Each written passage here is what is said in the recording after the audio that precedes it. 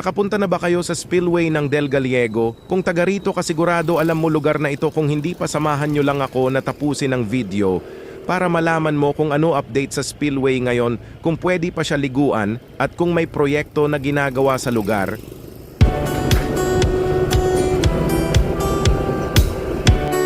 Kung nagbabalak kayo pumunta dito, pero wala kayo sasakyan, huwag kayo mag-alala, marami tricycle na nakapila pagbaba ng highway. Arkilado mo nga lang isang biyahe nila dahil may kalayuan ang lugar.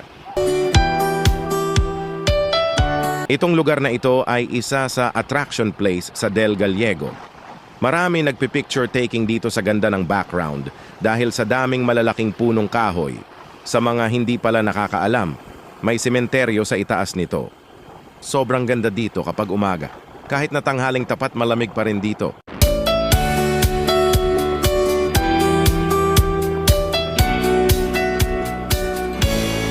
Sarap talaga mag-stroll na nakamotor tapos ganito daan.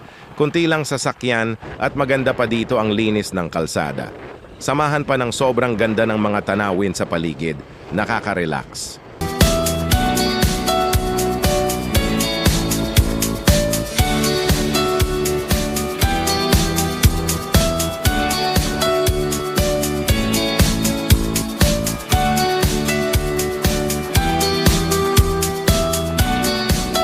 Ito ang sentro ng Barangay Comadog-Cadog.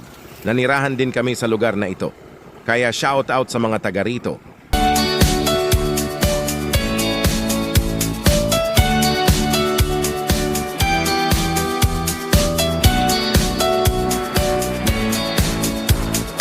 Ang ganda na ng covered court nila. Meron na rin siyang bubong. Sobrang dami na nagbago sa lugar na ito.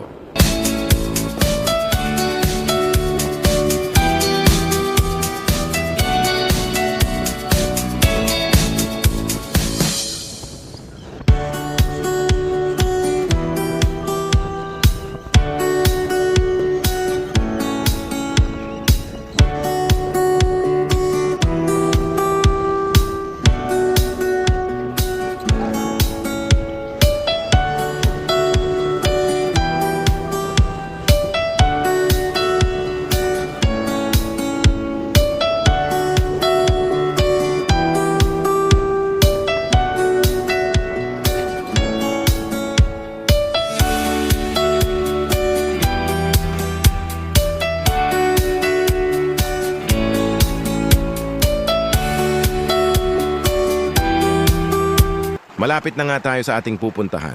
Nandito na tayo sa Barangay Kinalangan, ang nakakasakop sa spillway.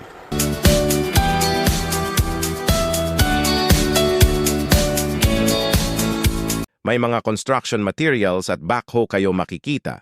Bago bumaba ng spillway, magtatayo sila ng panibagong bridge na mas mataas kesa sa kasalukuyang daanan.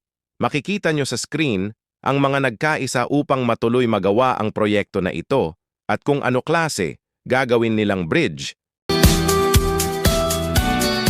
May mga nakatambak na ngang mga bato, mukhang sinimulan na ang proyekto, kaya hindi na siya ganon kaganda tulad ng dati.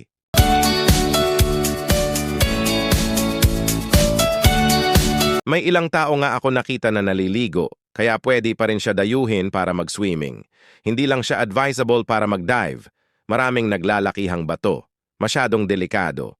Maganda din dito maglaba dahil fresh water.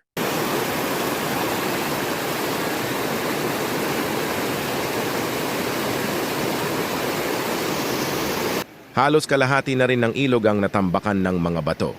Pero goods pa rin siya sa gusto pumunta para maligo.